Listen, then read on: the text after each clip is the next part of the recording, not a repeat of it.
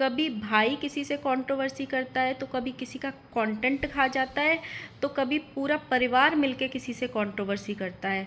लेकिन इस बार ऐसे लग रहा है कि बेंगलोर वाली जिज्जी कंट्रोवर्सी करने के मूड में है और प्लान करके उनको छोड़ा हुआ है कि जाओ तुम जाके कंट्रोवर्सी करो। पहले पोकिंग थंबनेल लगाओ, कुछ भी जाके कहीं पे भी बात रख दो, पैनल पैनल जाके कुछ भी बोल दो, और जब वो बातें खुद पे भारी पड़े, खुद को हेट मिलने लगे जनता की, तो ये कह के निकल जाओ कि हमने तो कुछ किया ही नहीं है, मेरे थंबनेल्स तो मेरे एडिटर ने बनाए थे, क्योंकि मैंने तो एडिटर रखा हुआ है इस सब चीज़ के लिए।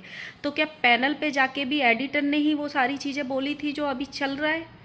हेलो गाइज, राधे राधे, जय श्री कृष्णा। स्वागत है एक और नए वीडियो में। आई होप सब अच्छे होंगे, स्वस्थ होंगे, मस्त होंगे, और जहाँ भी होंगे तंदुरुस्त होंगे। अगर आपको मेरी वीडियो अच्छी लगती है तो प्लीज़ गाइज वीडियो को लाइक करना, वीडियो पे कमेंट करना, एंड जिन लोगों ने भी चैनल को सब्सक्राइब अभी तक नहीं किया हुआ है, प्लीज़ गाइज चैनल को सब्सक्राइब कर लेना जल्दी जल्दी विथ नोटिफिकेशन वाली घंटी।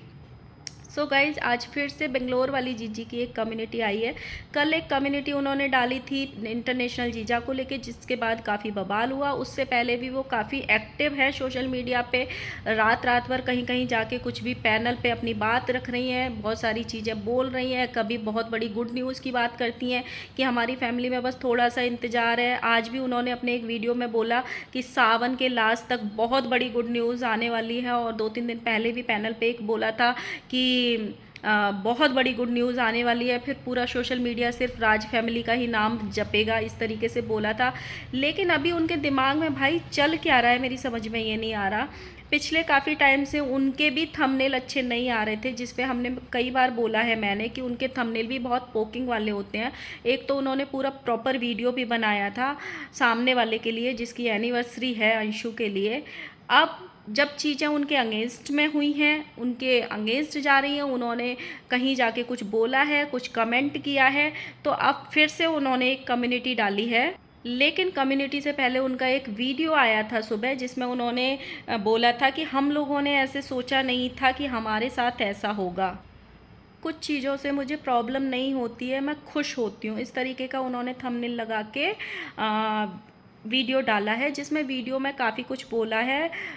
उन्होंने कहीं पे कुछ पोस्ट करी थी जिसमें कुछ गलत लिख दिया था, फिर वो पोस्ट डिलीट कर दी, और अब आप आके ये सफाइयाँ दे रही हैं कि वो पोस्ट मैंने नहीं करी थी, मैंने नहीं करी थी, वो मेरे एडिटर ने मुझसे बिना पूछे कर दी थी। क्योंकि मेरे सोशल मीडिया के जितने भी अकाउंट्स हैं वो सारे मेरे एडिटर देखते हैं और वही थंबनेल बनाते हैं। मतलब जितने भी, जो स्वाहा वाला थंबनेल था, बहन वाला थंबनेल था, जलो वाला थंबनेल था, या जो भी अभी तक इनके थंबनेल्स आ रहे थे उल्टे सीधे, जिस पे ऑडियंस इनको बोल भी रही थी कि तुम बहुत गलत थंबनेल लगा रही हो, वो सारे थंबनेल एडिटर ने लगाए। अब आप मुझे ये बताओ कि एडिटर को क्या पड़ी कि क्या थंबनेल लगाना है? आप उसको बताओगे कि आपको इस टाइप का थंबनेल लगाना है, तभी तो कोई उस टाइप का थंबनेल बनाएगा या लगाएगा।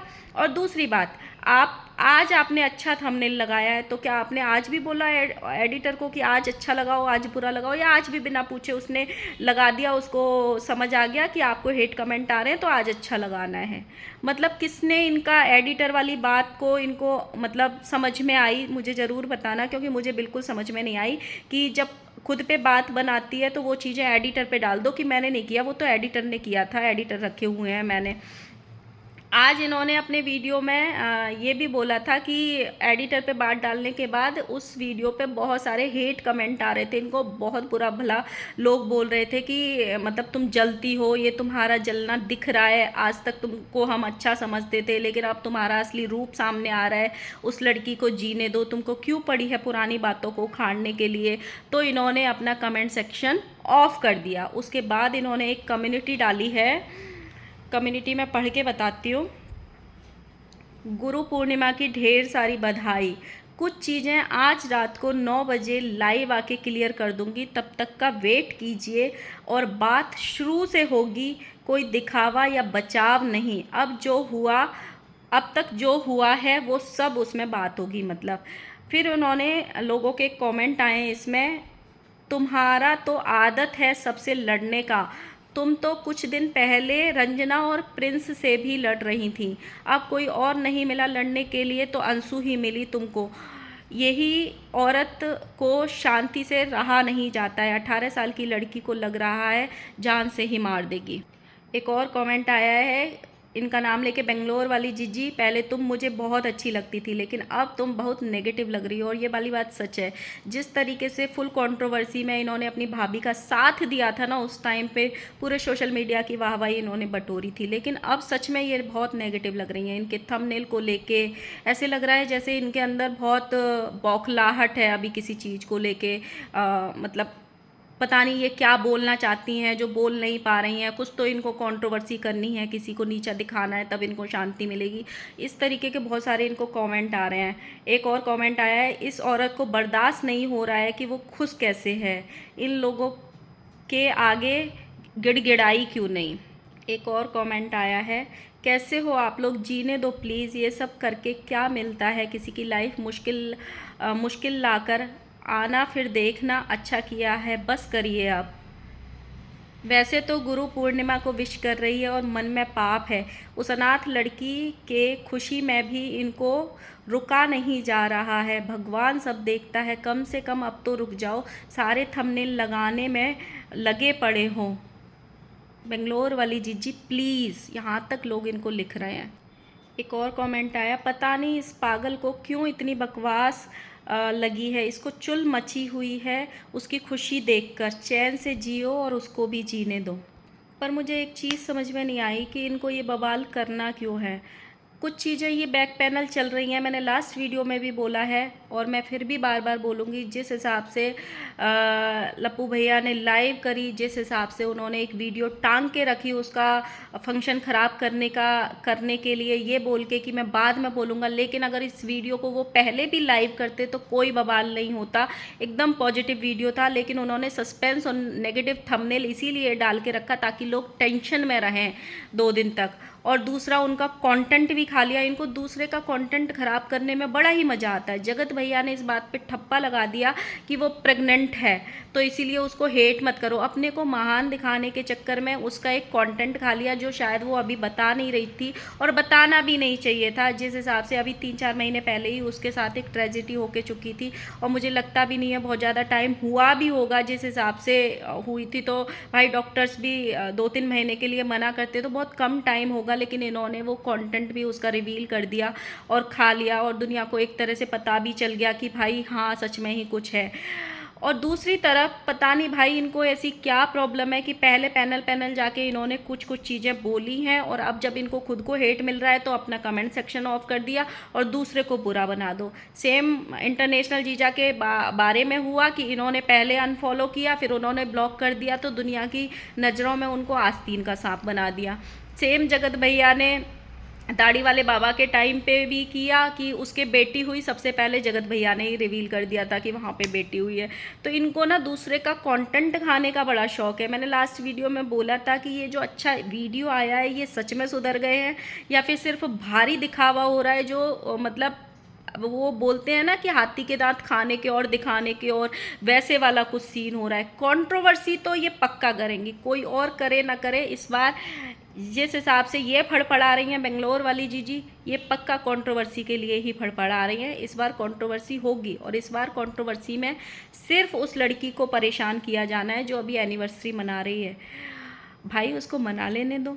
हाँ, किसी ने जब तुम्हारी मम्मी का फंक्शन ख़राब नहीं किया, तुम्हारी मम्मी की एनिवर्सरी का फंक्शन ख़राब नहीं किया, तो काहे उसके फंक्शन के पीछे पड़े हो। उसने अच्छा किया, बुरा किया, बड़ा किया, छोटा किया, जितनी उसको समझ थी, जितनी उसकी उम्र थी, जितना वो कर सकती थी उससे बहुत अच्छा किया। जैसा उसने अरेंजमेंट किया, हाई फाई होटल में सबको रखा, अच्छे होटल में सबको रुकाया, बहुत अच्छा किया। बड़े बड़े अच्छे जो उम्र वाले लोग होते हैं वो भी शायद बहुत बार इतना अच्छा फंक्शन नहीं कर पाते हैं, सबके अपने अपने अरेंजमेंट्स होते हैं। और इतना बड़ा, जब इतने सारे लोगों को आप एक जगह रोकते हो तो कुछ ना कुछ कमियां रह ही जाती हैं, कुछ ना कुछ चीज़ें रह ही जाती हैं। जब एक घर में शादी भी होती है तो न जाने उसमें भी कितनी कमियां रह जाती हैं जिसमें लाखों रुपए लगते हैं। अभी आप किसी बड़े इंसान की शादी देखोगे ना, अडानी और अंबानी की शादी देखोगे और वहाँ पे भी किसी को भेजोगे ना तो वो भी 4 कमी बता देगा कि इसमें ये नमक कम था, इसमें ये मिर्ची कम था। उसने जैसे भी किया